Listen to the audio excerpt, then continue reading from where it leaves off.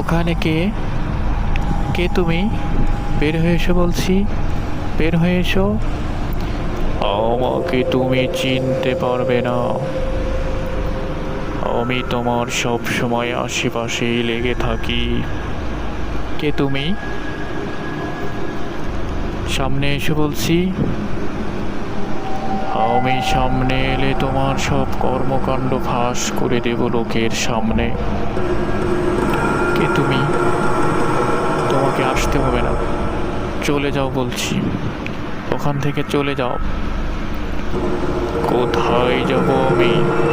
আমি তো তোমার সব সময় সাথেই লেগে থাকি।